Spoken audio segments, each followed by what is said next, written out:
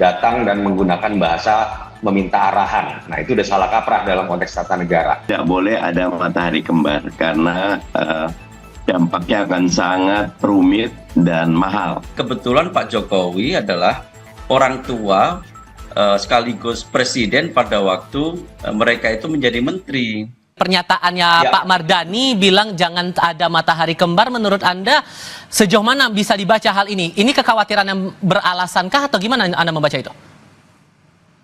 Kalau melihat secara objektif, Mas Tifal, karena momennya sebenarnya adalah momen Lebaran, sebetulnya ini peristiwa biasa saja. Silaturahmi datang dalam konteks Lebaran.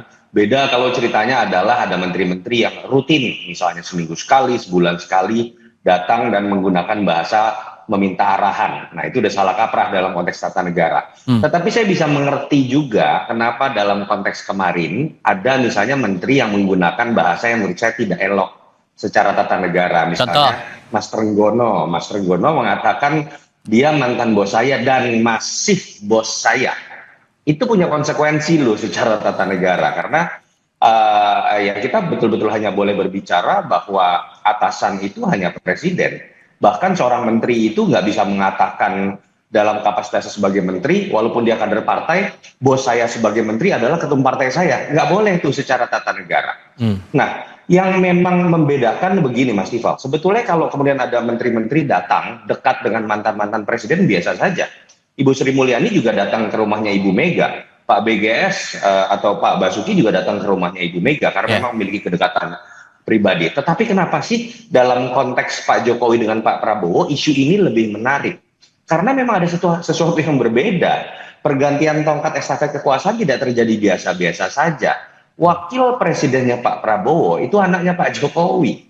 Polemik ini kan sudah muncul pada masa Pilpres dan kemudian orang bertanya-tanya, ini sebuah kesepakatan apa sih, berbagi kekuasaan atau sekedar bicara keberlanjutan? Kalau berbagi kekuasaan, artinya Jokowi masih punya porsi di situ. Kan itu analisisnya.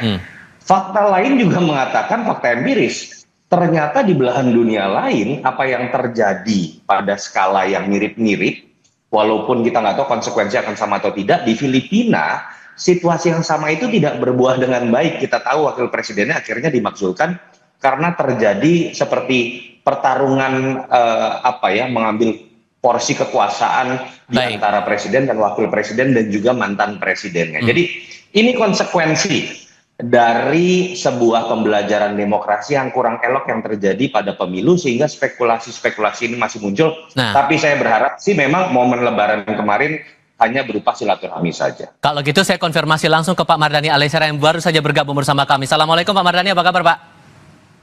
Waalaikumsalam semuanya, makasih. Saya mau konfirmasi dulu, sampai Anda keluar ke pernyataan jangan sampai ada matahari kembar, itu ada kekhawatiran apa sesungguhnya dari pertemuan itu menurut Anda Pak?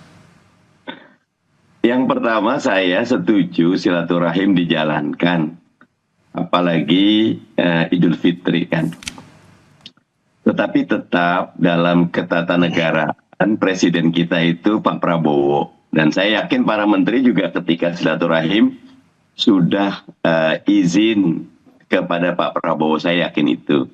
Tapi tetap dalam konteks ketatanegaraan perlu selalu diingatkan, Pak SBY juga berapa kali mengingatkan tuh, tidak boleh ada matahari kembar karena dampaknya akan sangat rumit dan mahal. Dan karena itu saya tetap yakin semuanya satu komando kepada Pak Prabowo, tapi pengingatan juga perlu buat kita semua.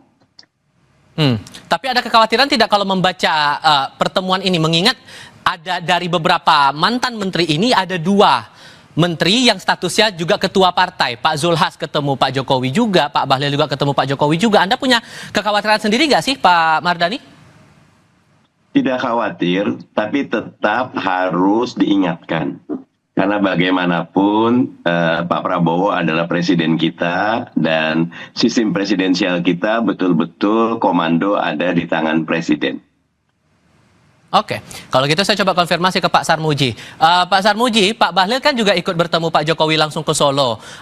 Kenapa kemudian Pak Bahlil merasa butuh meminta nasihat lagi kepada Pak Jokowi? Padahal kan juga sering ketemu Pak Prabowo, masih dalam kabinet Merah Putih juga. Itu ada alasan khusus nggak sih sebetulnya Pak? Pak Sarmuji, mohon maaf boleh dibuka dulu audionya, Pak? Oke. Oke, silakan. Jadi nggak ada sesuatu yang spesial, yang khusus nggak ada. Karena ini momentumnya Lebaran. Sewajarnya orang yang merayakan Lebaran, kita pasti mengingat orang-orang tua kita, sahabat-sahabat kita.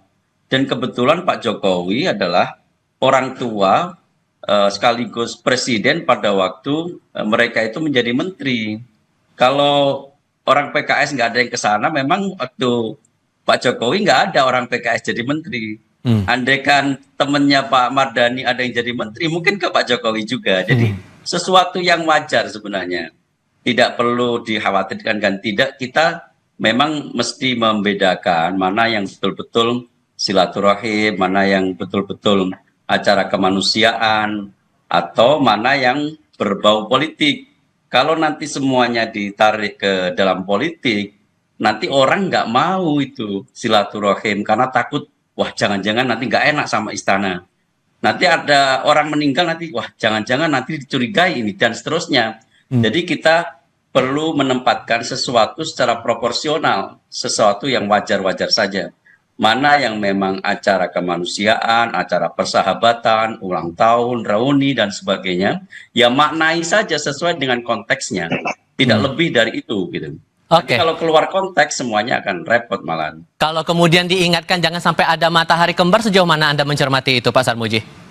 Ya sebenarnya tanpa diingatkan pun menteri itu sudah tahulah standar prosedurnya, siapa bosnya sudah tahu.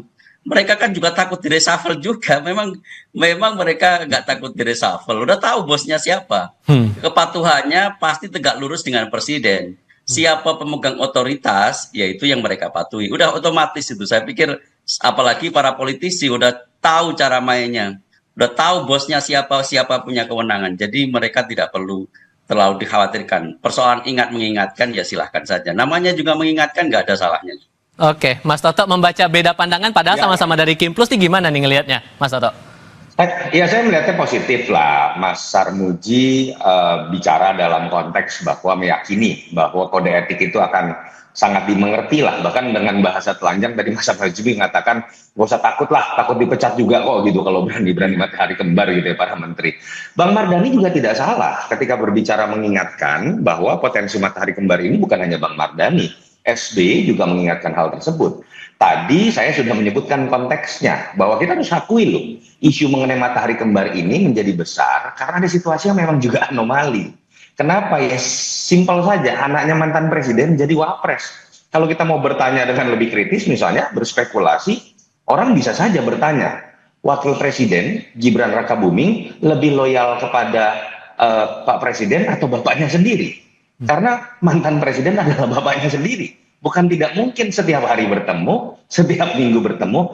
Ini kan muncul spekulasi-spekulasi ini berdasarkan anomali-anomali yang dari dulu para pengamat, para peneliti, akademisi sering mengingatkan.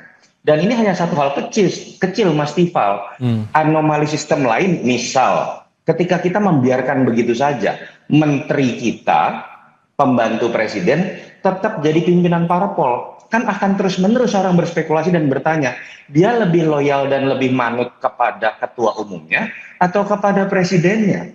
Jadi seharusnya dari situasi ini kita belajar, yuk kita saklekkan sistem presidensial kita, yuk kita saklekkan demokrasi kita, jauhkan dari dinasti, jauhkan dari hal-hal yang kita anggap oke, aturannya diperbolehkan atau diubah-ubah, tapi akan memunculkan pertanyaan-pertanyaan dan polemik seperti ini. Kalau itu kita sepakat dan kita mau luruskan, nggak ada kok bahasan seperti ini. Matahari kembar tidak akan terjadi karena sistem yang kita sepakati. Dualitas loyalitas dari menteri juga tidak akan terjadi kalau kita sepakati bahwa menteri yang sudah jadi pembantu presiden nggak perlu lagi jadi pimpinan partai sehingga kemudian harus terbagi waktunya.